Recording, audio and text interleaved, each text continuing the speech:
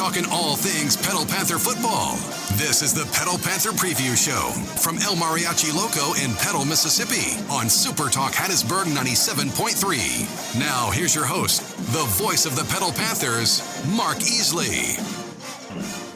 Well, good evening, everyone, and welcome on this Tuesday night to El Mariachi Loco. El Mariachi Loco, sponsoring the Petal Panther Preview Show. They're a family-owned business offering an authentic Mexican and Cuban dining experience featuring traditional recipes. You can visit them. They're located on Central Avenue right here in Petal. Well, another good night to be talking Petal Panther football as the playoffs started this past Friday night, the first round in 7A, and the Panthers hosted D'Iberville. The Warriors came north and went home with a 14-3 defeat, ending their season, but the Panthers extending theirs to go on the road this week to Gulfport for the next round of the playoffs. We'll be joined by head coach Marcus Boyles momentarily. Let's talk about how that score came about. It was a defensive battle between the two teams. Panthers finally broke through at the 5:47 mark of the second quarter, a 44-yard touchdown pass to Drew Moody, and the point after made it 7-0, and that's where we stood at halftime.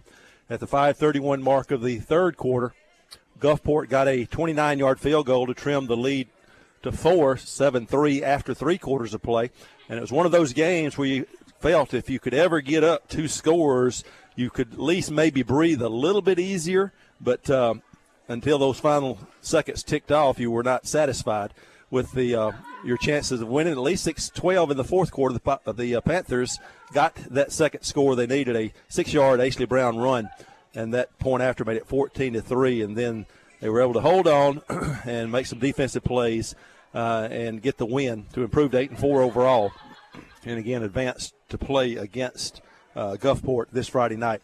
And I mentioned the defense, and that's going to be the focal point of our conversation as Coach Boyles will join me now. You talked when we previewed this game last week before the game that Jordan Wally, their quarterback, great athlete, maybe one of the best athletes we played all year long. And when you saw him on film, you recognize that, and then when you see him in person, you really recognize it. But our defense, I thought, played one of our better games, if not their best games, when we needed them the most against a good quarterback like that. Yeah, Wally did a great job to hold him to 36 yards or whatever you let me know. I mean, that's a remarkable job against him, and he's a great competitor. He's a guy, not only plays quarterback, flips over there at corner and cover all our guys at corner, and just a great athlete, and got to meet him after the game. It seemed like a great young man. Yep, and throwing the football, he threw it for 114 yards, but 6 out of 13. But again, on the ground, that's where the Panther defense did the business there. 13 carries for 36 yards. He had one explosive run, 10 yards or more, a 14-yard run. That was his first carry of the second half. And other than that, hemmed him up pretty well. And he ran a lot, scrambling, but he may not have gotten a lot of yards. I made the comment earlier, he ran about 40 or 50 yards and gained 3 yards because he's just hard to hem up. Yeah, on some of those runs, we missed him. Some guys missed him twice, but like you said, he only got 3 yards. He just kept running by him, and, man, just a great athlete, but really proud. I thought our defensive coaches had a great game plan. I thought our players executed. You can come up with anything you want, as a game plan, but your players have got to execute that, and I thought our defensive players played really well, because you always worry, are they listening to you? Yeah. When you talk about how good this kid is, are they listening to you? And I thought, obviously, they did, and did a great job against him. Well, you must have been listening to our post-game show after the game the other night, because I said the same thing. Coach can come up with any kind of game plan, a great one or not, but they've got to go out and execute it, and the defense did that. Now, let's flip side. Well, before we get off the defense, let's talk about the second quarter, because really I think that's really where the game was won and lost right there, because with the score still 0-0, the Warriors had the ball on their first possession. The Panthers punted the first let's take it back. They punted the first play of the second quarter they punted. And D'Iberville took over at their own 16. They had a big chunk play on their third play from scrimmage, and they got it down to the 12, got it down to the 6, got it to the 3, and you had, do the math there, 3rd and 1. and we stopped them twice right there at the 3-yard line. They turned it over and downs. That was the bend but don't break that our defense had to have. Yeah, and, thank goodness they didn't kick field goals when they got down there. Yeah. Yeah. But, our defense, as you said, bend, don't break, and held them out of the end zone and gave our offense a chance. And then taking over at the 3, that's where the Panthers drove it 97 yards in 6 plays. The big play, I think coming on the very first run, Chavez Walker went right up the middle for 17 yards. He had a couple of 17-yard runs on that drive right there, but his yardage that he got were obviously big in that drive, but they were tough yards all night for either one of the running backs. Ashley Brown, probably limited his fewest yards all season long. It was, but to get those yards on that first down really, really got us out of the shadow of our own end zone and able to do some things the rest of the drive. Yeah, when you get the ball down there, you're hoping to get a couple of first downs and flip the field position. And obviously, just did a great job of going down the field, 97 yards. 6 plays, kind of aggravating a little bit because you can go 97 yards, but we couldn't go 50 yards sometimes, So, but again, one of the 2 or 3 top defenses we played all year, and I thought offensively, even though we didn't get the points, we did a good job of taking what they were giving us, and you kind of got the feeling probably at halftime we knew, hey, if we don't make mistakes on offense, they're going to have a hard time scoring against us, and that's kind of the game plan. I think the second half going, Yeah, you said the 97-yard drive. Sometimes you can't get 50. I think we need to have a chat with the offense coordinator if he is only here. Oh, wait, he is here. Yeah. We'll talk with him in a little bit. No, but the touchdown pass, officially was 44 yards. The pass was probably about, 15 maybe? Out the flat, and then Drew Moody. Yeah. Caught it behind the line of scrimmage, Well, one of the few times our receivers blocked out there. That's and amazing how that works when they block. It makes it a little bit easier. It does, and we might could have had a couple more of those if our receivers had done their job. And again, tip your hat to D'Iberville. Yeah. They did a good job getting off the block. And then one time we ran, our receiver got the wrong signal. I don't know how you get a wrong signal, but he did. And so anyway, just one of those nights of our receivers. We didn't play particularly well out wide, and when you're not playing well out wide, it frustrates you as an offensive staff, because now all of a sudden you think, well, if I call something out there, or they go block it, they go run the right play. Yeah. And one of the receivers that has not been a target a lot of times this year had a couple of big catches the other night, or tight end, Slade Gillentine. I know it. They left him uncovered, and Michael can talk about that, but they left him uncovered. Michael talked to the quarterback at halftime about, hey, just kind of look at him. Yeah. You have to be careful when you tell a quarterback, look at him, because sometimes that means, okay, you want me to throw it to him. No, if he's not covered, we want you to throw it to him. And they were not covering him.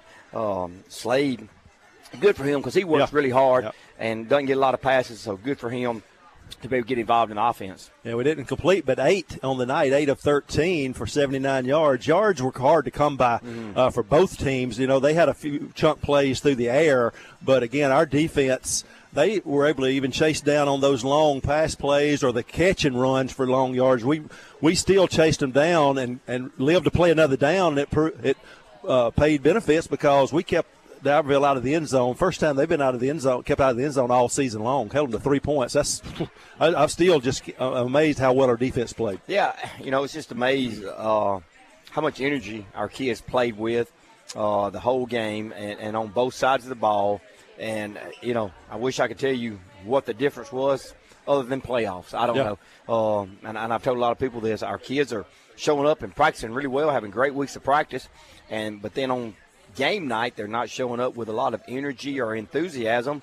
And like last week when it was on Monday when it was, 35, 40 degrees and the wind's blowing 20 miles an hour, we go out there and have a great practice. They're flying around, having fun, being enthusiastic and all that kind of stuff, and almost makes you mad because we're talking about the press. Hey, guys, we played with more energy or practiced with more energy today than we did at any time against Northwest Rankin. Yeah.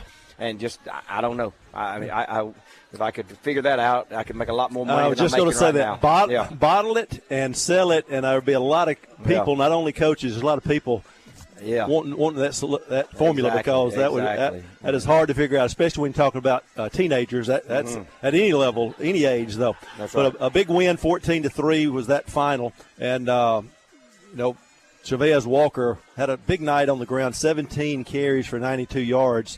And I think if I remember correctly, I've got it written down on one of my sheets of paper, they had 6 or 7 chunk plays. We had 8, which when I went back looking at it was sort of surprising. But theirs sort of came in bunches through the air. Here it is, 8 and 6. But our rush, we had 1, 2, 3, 4, 5 chunk plays by Chavez. 10-yarder, 2 17s, 11 and a 17, and then a late 10-yarder, I think, by Caden, I believe, may have had a 10. I'd have to look at the stat sheet. Anyway, that was so surprising that we had more chunk plays than them because their chunk plays were maybe bigger, more yards, but still chunk play. That's right. Yeah. That's right. And again, what I'm proud of our defense is, even though we told them adversities go hit. And they did, and our kids kept playing and kept them out of the end zone. Yep, and that's what was so critical because what was a very close game ended up being an 11-point win. It could have gone either way if they kick field goals, if they're able to punch it in from the 3 twice in that second quarter. We may be going down in the locker room down 14-0. That's right. So the defense really showed up and showed out, and we'll have to have that performance again this Friday night against Gulfport because they have a pretty good little running back as well. But we'll talk about them in the back half of this program. Let's talk a little playoff football, and we're going to talk more probably in the second half with this as well. And we'll talk with Coach Campbell on the start out with him on the second part of this break. Only have about 2 or 3 minutes left here. Looking at the 7A, let's just talk about the South right now. No surprise, Oak Grove beating Biloxi. That was a pretty good whipping there, 52-20. And Brandon going to Ocean Springs and winning is not – I thought they would beat them. I really did because their running backs getting healthy. Their quarterback's all right. The quarterback set out. It was a first-time starter against them. So I didn't know that until after the game. But I thought Brandon would win. They did win by 3, 13-10. Northwest Rankin, that scoring margin surprised me. I thought they'd give Gulfport a pretty good game. 45-7, Gulfport won that one. I think there may have been a few turnovers, some other extenuating circumstances there. But then, of course, with us beating D'Ivory 14-3. So 3 out of the 4 South Division games, Region 3 team winners there. Yeah. I thought Northwest would give Gulfport a little bit better of a game. But, you had a couple of pick sixes and some turnovers, some bad field position. But give credit to Gulfport. They handled business and jumped all over them, and Gulfport's playing really good right now. Brandon going to Ocean Springs, we thought that could be a toss-up, and Brandon's so good on defense. Yeah. That it's hard to score against them, and when you're playing defense like they play it and like we played the other night, you don't have to have a bunch of points, We proved that, and I guess Brandon proved that also. Yeah, any sport you play, basketball, football, whatever, the saying is defense travels. Mm-hmm. And when your defense is playing well, it keeps you in ball games, you have a chance to win on the road, at home, wherever. Yep. And teams that go advanced right now are playing great defense. Yep. You got to. All right. The other game, Oak Grove hosted Biloxi. And looking at the records, Biloxi was obviously the weakest team out of Region 4, and the score sort of proved that. And Oak Grove and Brandon will play next week at Oak Grove. And as I said, Petal will travel to Gulfport. So 2 pretty good games in the South half. Exactly right. That's what our kids. We've got 4 teams left in the South. 2 will be after Friday night. And I think this is like the 4th or 5th time Biloxi and Oak Grove have played in the first round. Yeah. So Biloxi probably wish we didn't even make it, because it's never been close. We'll give it to somebody else next year. Y'all have a turn with it. That's right. All right, we'll take a break and come back and talk with offensive coordinator Michael Campbell and talk the preview of Gulfport as well with Coach Boyles on the other side of this break, as we'll be coming to you still from El Mariachi Loco. Hang with us, and we'll be back right after this commercial break.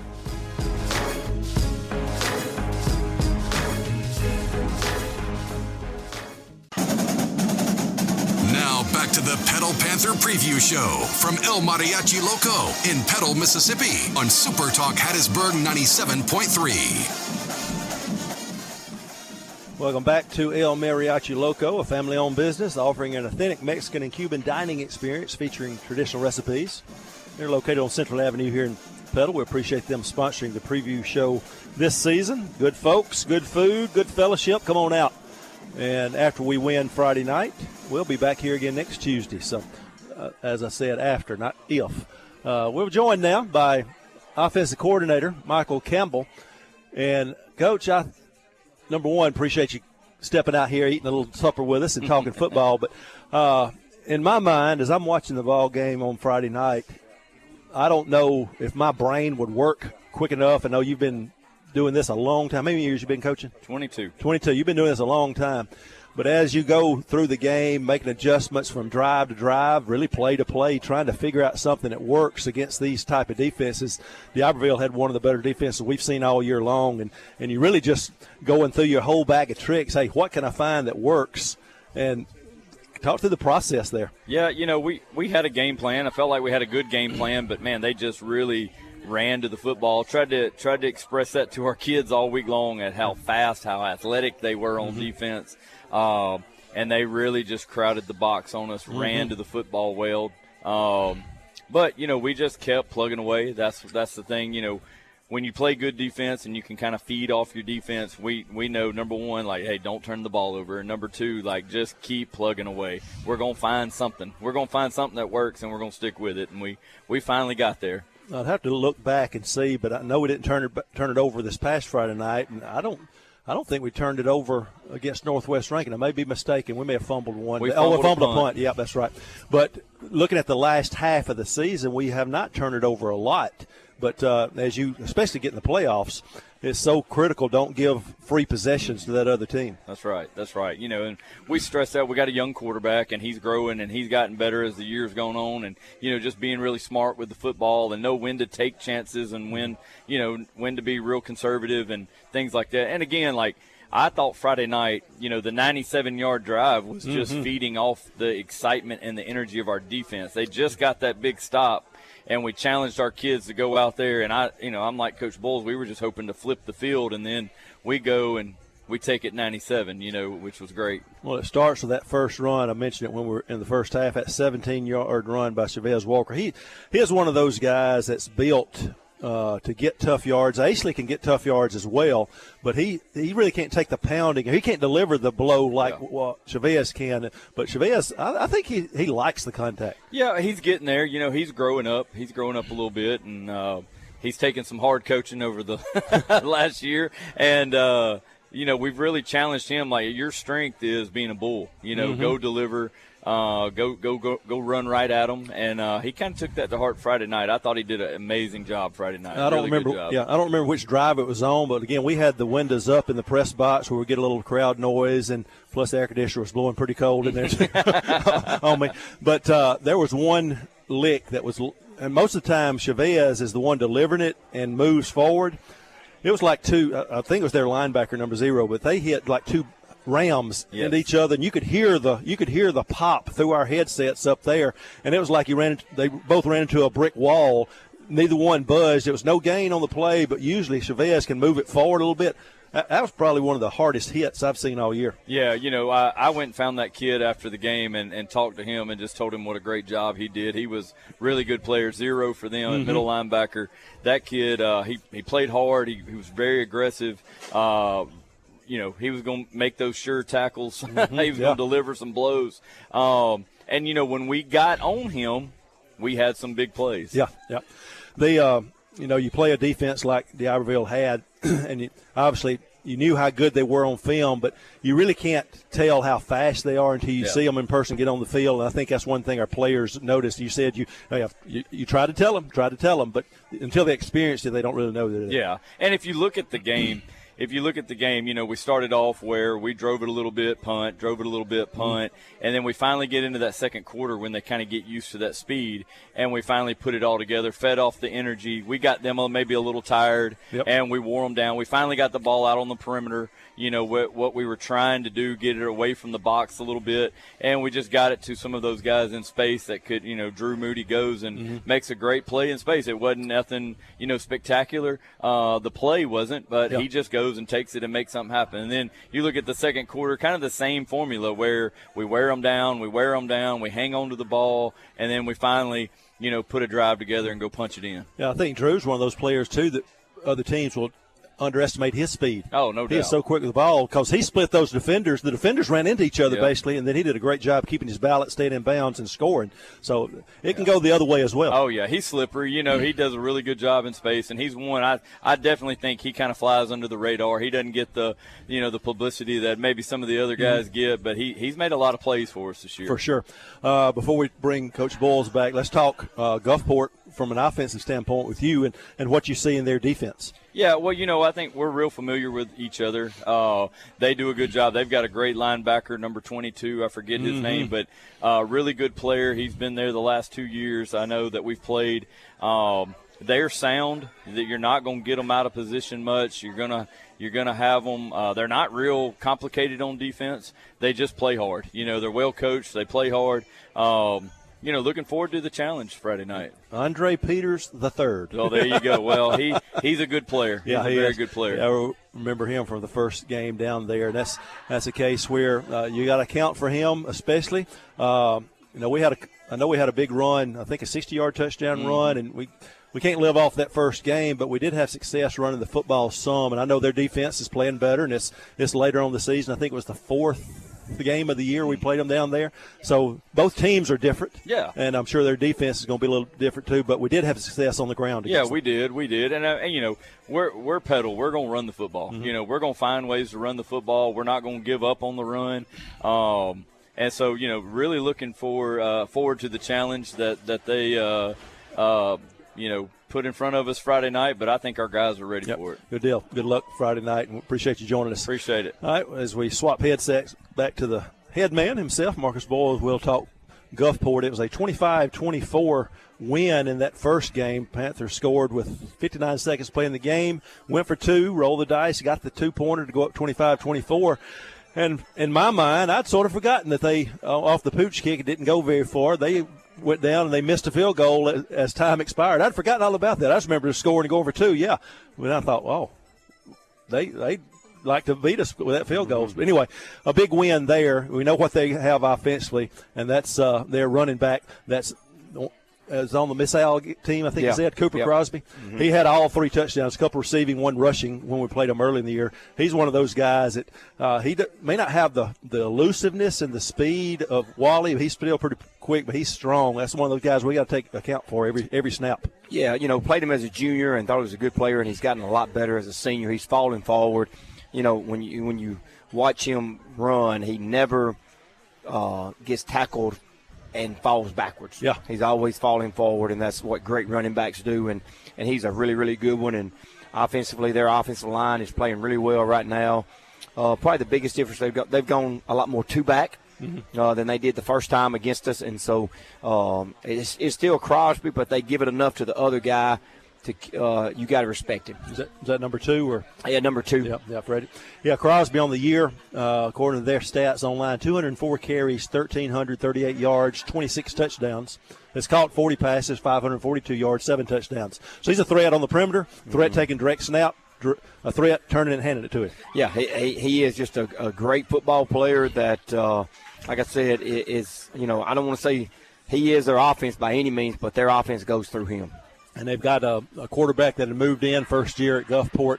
He's a steady player as well. Parker Nettles, that on the season, he has thrown the ball 152 times for 152 out of 235 for over 2,000 yards, only 5 interceptions, 19 touchdowns. Yeah, he takes care of the ball. He doesn't make a lot of mistakes, and they do a good job of, limiting what he does.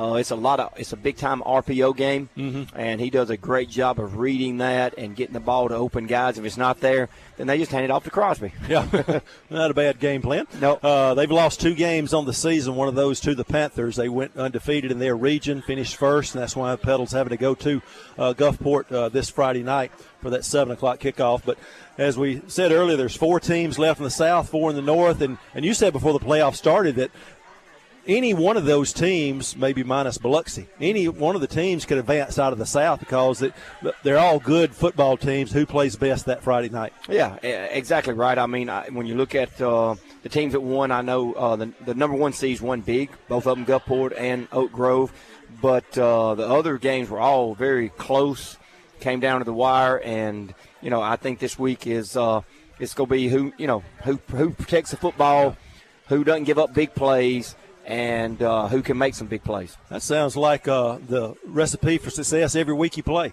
Definitely is. It doesn't change anything because it's playoff. The stakes may be a little higher, but the recipe for success is the same. Yep. Create turnovers and don't turn it over, and be able to block and tackle. Yep. That and be great in special teams.